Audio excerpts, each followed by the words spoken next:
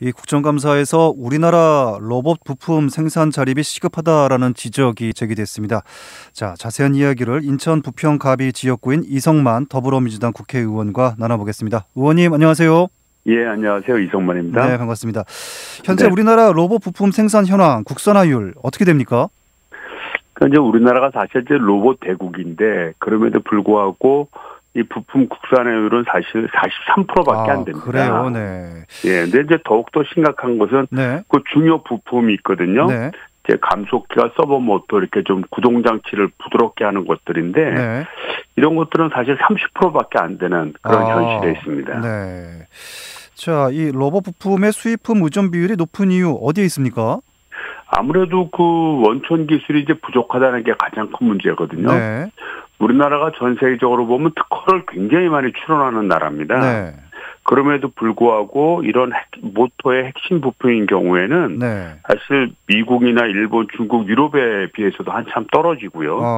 또 최근에는 점점 출원 건수가 줄어드는 게 더 큰 문제입니다. 감속기 같은 경우에는 2016년도에 30건이었던 것이 4건으로 줄었고요. 또 서버 모터 같은 경우에는 132건이었던 게 43건으로 줄어들어서 원천 기술이 가뜩이나 부족한데 특허 출원 건수도 부족한 그런 좀 안타까운 현실에 있습니다. 올해 로봇 산업 실태 조사를 실시했다고 하는데 지난해와 비교했을 때 부품의 수입액과 수출액의 차이가 얼마나 나타났습니까? 그 핵심 부품 및 소프트웨어 수입액이 약 2,400억 원입니다. 그에 비해서 수출은 한 1천억 원 정도. 그러니까 50%가 채 안 되죠. 그렇군요. 그다음에 그 또 하나의 문제는 뭐냐면 그 수입을 대부분 일본에서 한다는 겁니다. 그래서 일본이 한 930억인데 그중에 상당 부분이 감속기에 해당되는 부분이에요.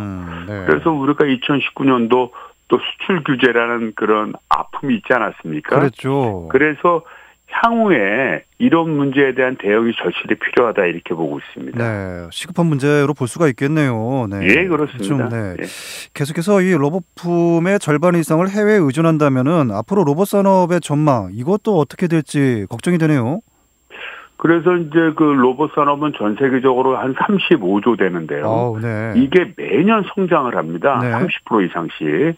그래서 굉장히 확대가 되고 있는 모양새인데 만약 이런 사태가 지속화되면은 우리가 수출이 많이 는다 하더라도 실제 그에 상응하는 수입도 굉장히 늘게 되고요. 앞서 얘기했듯이 특정 국가의 기술을 종속하게 되는 그런 문제가 생길 것으로 우려됩니다. 자, 그러면은 로봇 부품의 국산화율을 높이기 위해서 어떤 제도나 지원이 더 필요할까요? 그 사실 로봇 산업의 특징 중에 하나가 그 로봇 산업을 이끄는 기업들이 대부분 중소기업이라는 겁니다. 비중이 무려 97.5%에 해당돼요. 그래서 이 로봇 산업이 잘 발전이 되면 우리나라 중소기업에 한 획을 기울 거라고 보는데요. 다만 이제 이게 중소기업이다 보니까 규모의 경제를 이끌기 어렵잖아요. 그래서 정부가 좀 적극적으로 나서야 되는데 저희가 실태 조사를 해보니까 연구개발 지원 확대가 제일 절실하다. 좀 이렇게 답을 했고요. 그 다음으로 이제 판로 개척입니다. 그래서 우리나라는 특징상 뭔가의 물건을 만들면 우리나라 자족으로만 쓰는 것이 아니라 수출을 많이 하지 않습니까? 그래서 정부에서 좀 연구개발에도 적극적으로 지원을 하고 코트라 등을 통해서 대외 수출도 확보하는 등 다각도의 노력이 필요하다고 보여집니다. 그렇습니다. 말씀하신 것처럼 이렇게 제도나 정부 지원이 제대로 된다고 하면은 중소기업을 크게 성장시키는데 효과가 날 수 있을 것 같아요. 자, 해외에서는 자신들의 로봇 부품 국산화를 위해서 어떤 노력들을 기울이고 있는지 이것도 좀 살펴볼 필요가 있을 것 같습니다. 이게 이제 향후에 이제 그 전략 사업에 해당되는 부분입니다. 그래서 중국도 제조 2025를 이제 발표해 갖고 중국 시장 점유율을 첨단 부분에서 한 50% 정도 달성하겠다 이런 계획을 발표했고요. 일본은 사실 로봇 산업의 원조국이라고 할 수 있습니다. 그래서 신로봇 전략을 세워서 지금의 기술 우위를 계속 유지하겠다. 또 미국도 그 국가 로보틱스 이니셔티브를 출범시켜서 그 연구 인력에 있던 부분을 대거 산업 인력으로 재편하는 네. 이런 전략을 현재 수립하고 있습니다. 그렇군요. 우리나라도 이에 못지않은 전략도 마련해야 될 필요가 있을 것 같습니다. 그럼요. 그래서 저희도 그 로봇 산업진흥원이라는 걸 만들어서 네.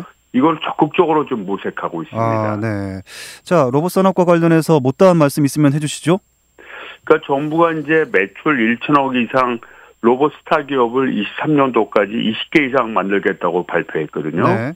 그런데 이제 이것이 정부의 생각만 가지고 갈 수는 없습니다. 그래서 현장에 있는 네. 우리 로봇을 실제 생산하고 운영하는 이 기업들의 애로사항을 잘 철저하고 이분들하고 잘 시너지 효과를 낼 수 있도록 해야 네. 됩니다. 그다음에 이제 로봇 산업은 발전하게 되면 향후에 뭐 AI라든지 자율주행, 드론 이런 산업과 연계되면서 네. 엄청난 폭발력을 가질 수 있거든요. 네. 그래서 이것을 로봇 산업만 바라볼 게 아니라 네. 주변 첨단 미래 산업과 함께 묶어가는 그런 전략이 필요하다고 봅니다. 네.